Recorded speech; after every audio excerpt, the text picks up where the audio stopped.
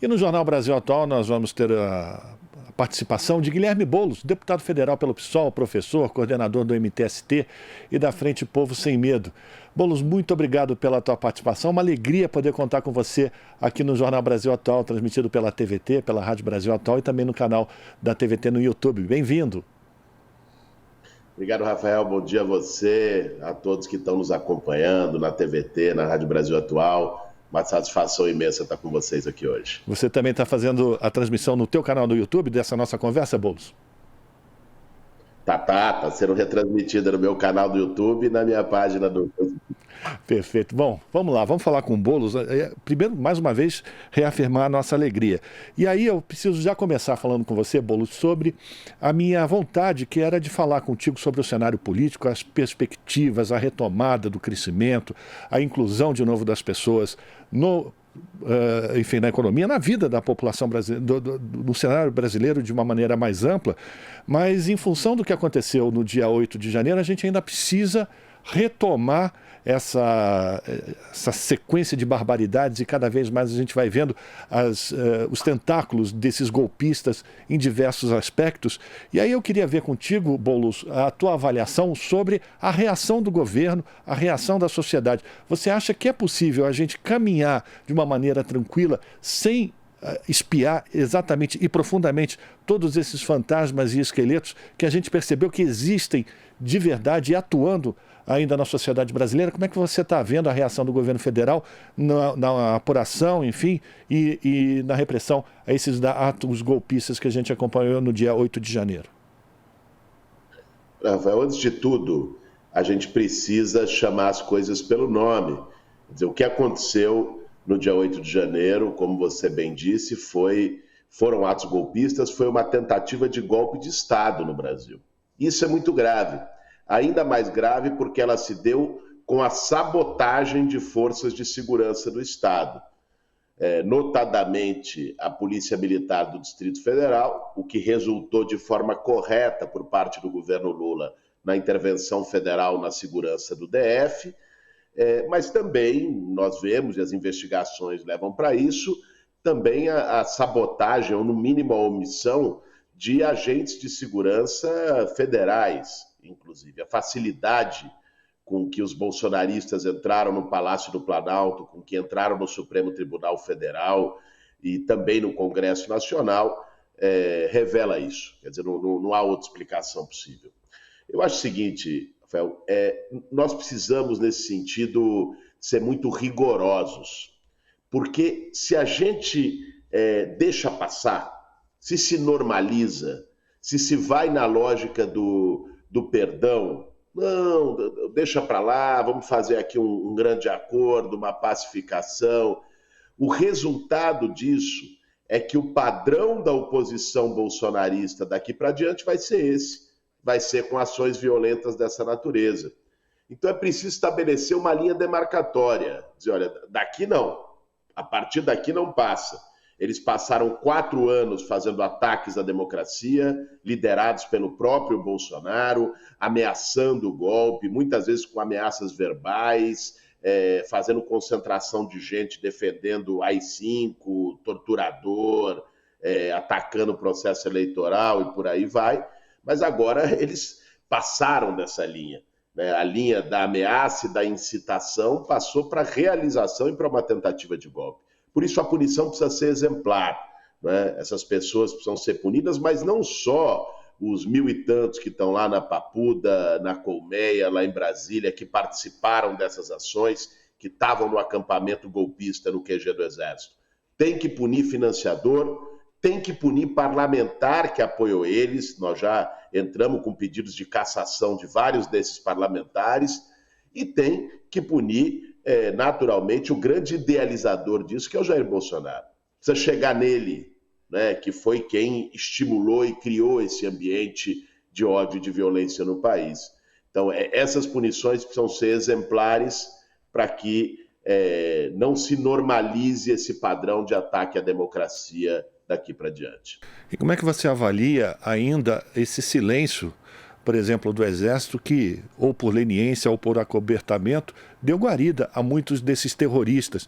E aí a gente tem a informação desse documento apreendido na casa do ex-ministro da Justiça, que agora está preso, Anderson Torres. Como é que você avalia o posicionamento do Exército? Você acha que os comandantes do Exército, da Aeronáutica, da Marinha, deveriam vir a público e se colocar como apoiadores e à disposição para a apuração de todos esses fatos?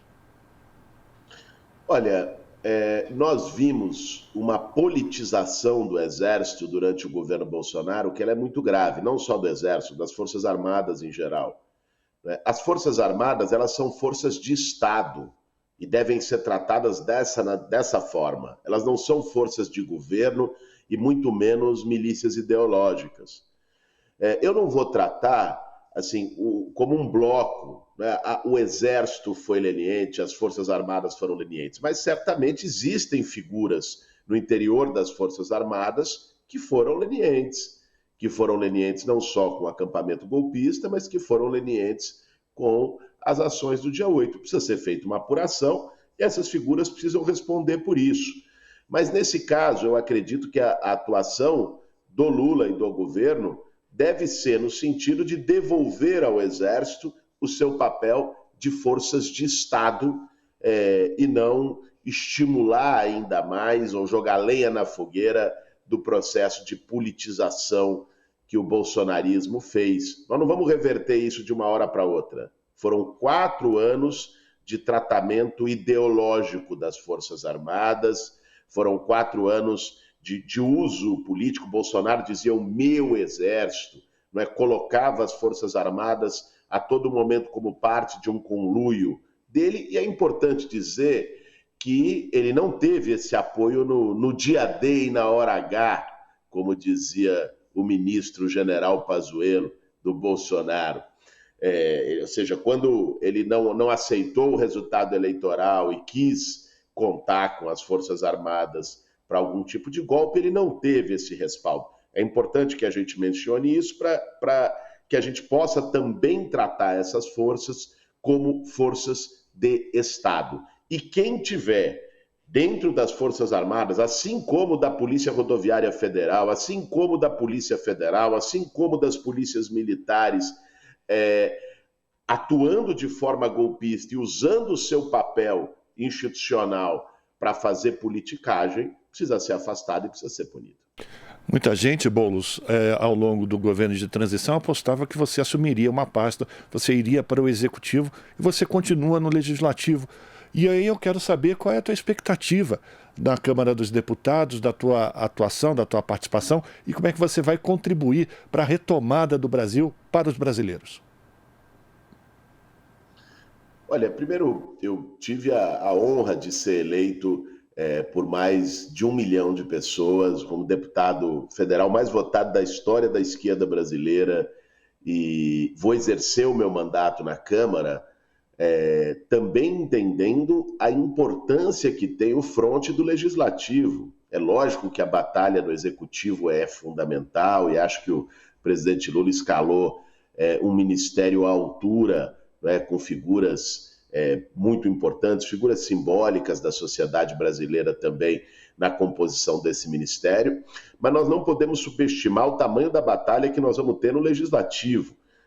O Centrão ainda muito forte no Congresso, nós conseguimos derrotar parcialmente o orçamento secreto, o que já foi um avanço importante, mas as forças de pressão à direita do governo Lula, desde as forças do mercado, da Faria Lima, os próprios interesses fisiológicos de setores do Centrão, as forças do agronegócio através da bancada ruralista, vão atuar de forma muito intensa no Congresso para pressionar a agenda do país e para levar a agenda do governo à direita. Então, nós precisamos também ter forças de esquerda, forças populares organizadas no Congresso para fazer esse contraponto, esse cabo de guerra e puxar a agenda para o lado de cá. Garantir que a agenda que foi eleita nas urnas pelo povo brasileiro seja realizada, que é a agenda de aumento do salário mínimo, que é a agenda de geração de emprego e renda, de retomada de programas de moradia popular, de investimento no SUS, na educação. Ou seja, essa agenda nós vamos estar brigando por ela no Congresso Nacional, vai ser uma batalha muito importante, e eu vou estar lá para ajudar o Lula a reconstruir o país, o que é essencial, enfrentar o golpismo bolsonarista, que também vai se expressar naquela casa, e, ao mesmo tempo, buscar puxar a agenda do país mais à esquerda e compromissada com os interesses populares. E nesse sentido, Boulos, o orçamento que o governo Lula recebe é pífio, né? Terra arrasada. Como é que você avalia a possibilidade do governo Lula colocar em prática, em andamento, em funcionamento, políticas que são tão necessárias, por exemplo, a política de habitação, que foi completamente destruída também pelo Bolsonaro? Como é que você avalia esses ministros ligados a essas áreas que compõem o novo governo? Veja, o orçamento deixado pelo Bolsonaro, de fato, era pífio. Nós vimos isso na transição e nós denunciamos isso na transição. Era uma coisa bizarra. Se você pegasse o orçamento para obras de saneamento básico, de urbanização, de contenção de encostas e áreas de risco, não dava para terminar as obras em andamento agora no mês de janeiro. Tão grave era a situação, um orçamento devastado.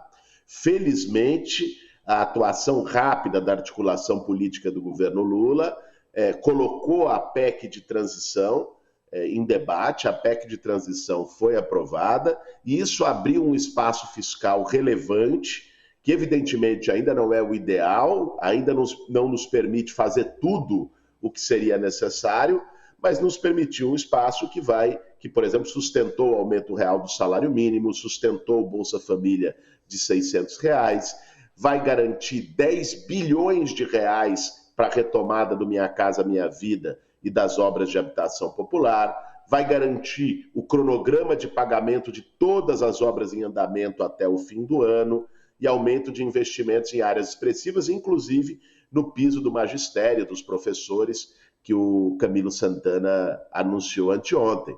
Então, a PEC de transição abriu esse espaço, deu este fôlego. Agora vai ser preciso transformar essa base orçamentária em política pública. E o presidente Lula tem experiência para isso, governou o país 8 anos, e nós estaremos no Congresso para contribuir com esse processo. Sobretudo em relação à política habitacional, que é uma área que eu tenho uma atuação já de longa data, ao Minha Casa Minha Vida, nós vamos atuar na MP do Minha Casa Minha Vida no Congresso, para que a gente consiga fazer com que o programa não só produza moradia, o que é necessário, gere emprego, que também se faz quando se inicia uma série de obras de construção civil no país, mas que também garanta direito à cidade, que a gente estimule e privilegie moradias de melhor qualidade, que a gente estimule moradias mais próximas às regiões centrais, aos locais de oferta de emprego, onde tem infraestrutura, onde tem serviços públicos concentrados nas cidades. Então, esse debate nós vamos fazer para que o novo Minha Casa Minha Vida seja aperfeiçoado, corrija limites do programa anterior e aprofunde os acertos. Boulos, você falou da atuação no Congresso Nacional, que vai ser um cabo de guerra entre os setores conservadores, muitas vezes reacionários, que foram eleitos para essa próxima legislatura, e os setores mais progressistas. E aí eu quero a tua avaliação sobre a importância ou o estímulo de vocês, deputados progressistas, da participação popular, dos movimentos populares organizados dentro da construção desse orçamento ou dessas políticas e a inclusão dessas pessoas, inclusive, na realização desses projetos. Olha, eu estou convencido de que a governabilidade para um governo como o do Lula, ainda mais com esse bolsonarismo raivoso, organizado, e um bolsonarismo que está nas ruas, é importante que se diga, e nós vimos isso no dia 8, ou seja, eles também são mobilizados, de que a nossa governabilidade não vai se dar apenas na Praça dos Três Poderes, de que não dá para repetir essa fórmula. Não é? Você constrói uma base com maioria no Congresso, você constrói um bom diálogo com o Supremo Tribunal Federal e vamos tocando o barco e fazendo a máquina girar.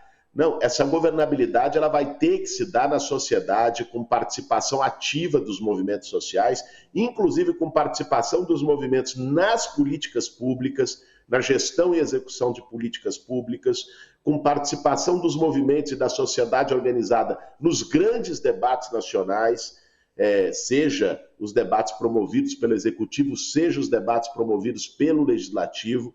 Então, nós vamos buscar no Congresso usar a exaustão todos os mecanismos constitucionais que estão previstos para a participação popular, desde audiências públicas, buscar nos grandes temas, fazer a disputa para chamar plebiscitos e chamar referendos, e mais do que isso, eu acho que há um papel dos movimentos sociais de ocupar as ruas, né?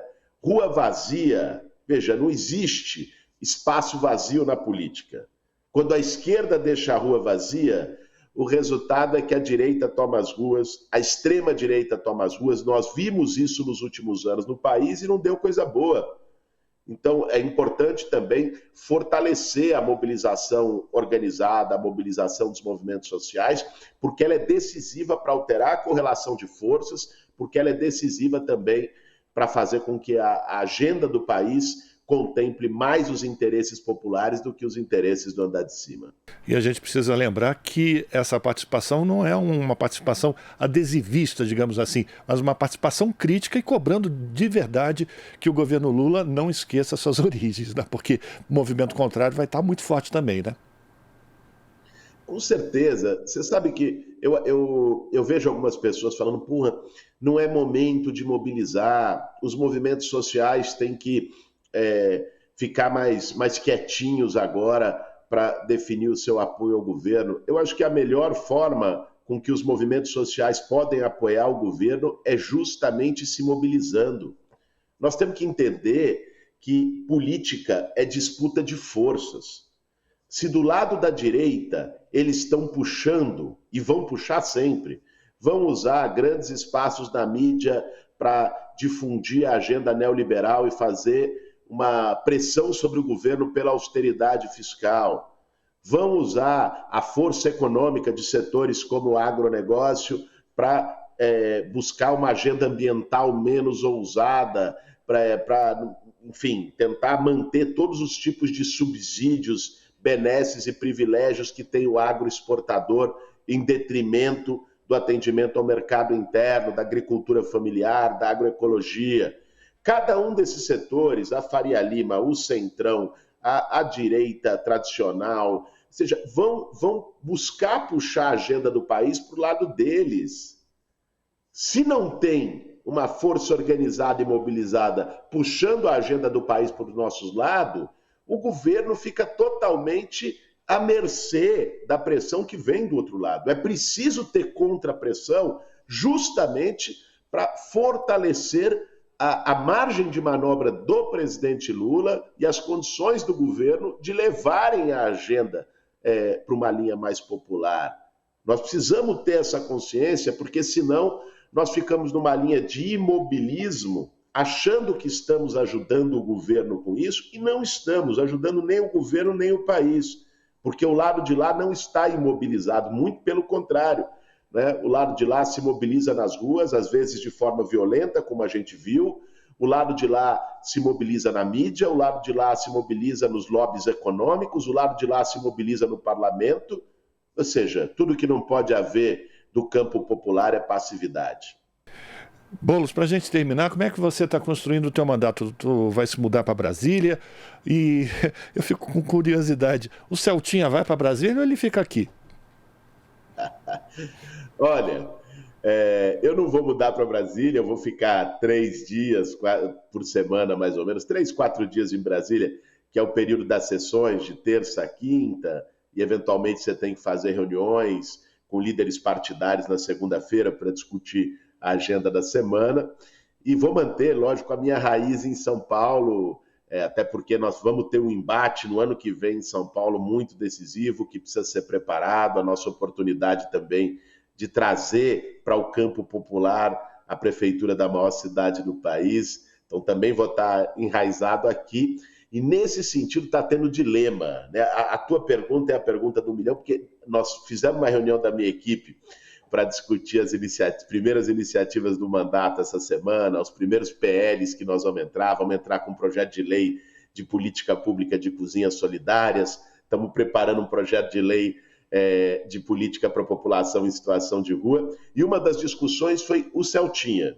Então, o time que vai ficar lá em Brasília reivindica que o Celtinha vá para Brasília, o time do mandato que vai ficar aqui em São Paulo reivindica que o Celtinha fique em São Paulo. Então, ainda não tem uma definição de onde é que o Celtinha vai estar. Até 1º de fevereiro nós vamos tomar essa decisão. E agora você falou uma coisa e eu vou precisar puxar de uma maneira mais incisiva. Você é candidato à Prefeitura de São Paulo já no próximo pleito? Candidato ainda não, porque eu acho que em 2023 o grande foco que eu vou ter é exercer o mandato.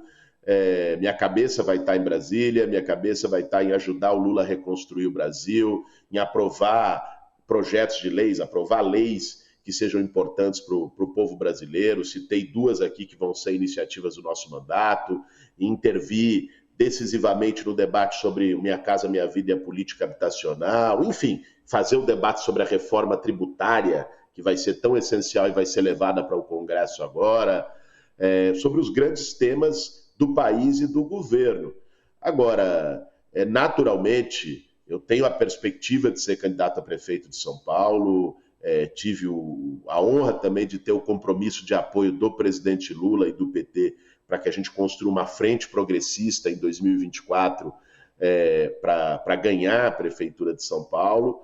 Então, lógico que nós vamos também já começando as costuras, as articulações, as conversas nesse ano, mas em 2024 pretendo-se assumir esse desafio. Tá certo.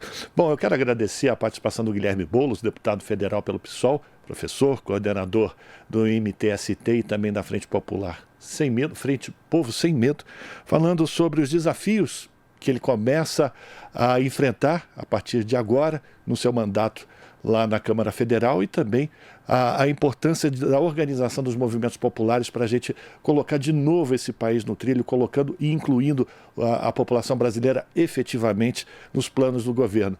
Boulos, eu quero agradecer a tua participação aqui, lembrar que os nossos microfones, enfim, nossas lentes estão sempre abertas para que você possa trazer essas informações para a população brasileira e a população de São Paulo também. Muito obrigado, viu? E boa sorte no seu trabalho. Eu que agradeço, meu caro, agradeço a todo mundo que nos acompanhou pela TVT, pela Rádio Brasil Atual. Uma satisfação imensa estar aqui e parabenizar sempre o trabalho de comunicação popular, de comunicação progressista que vocês têm feito, que é inestimável para a disputa de consciências, para a disputa de comunicação no país. Forte abraço, boa semana para todos. Que assim seja. Conversamos com Guilherme Boulos e dessa forma nós terminamos mais essa edição do Jornal Brasil Atual, voltando amanhã a partir das 7 da manhã e torcendo para que a Marilu Cabanhas já tenha a sua voz restabelecida. A todos e todas, um abraço, até lá.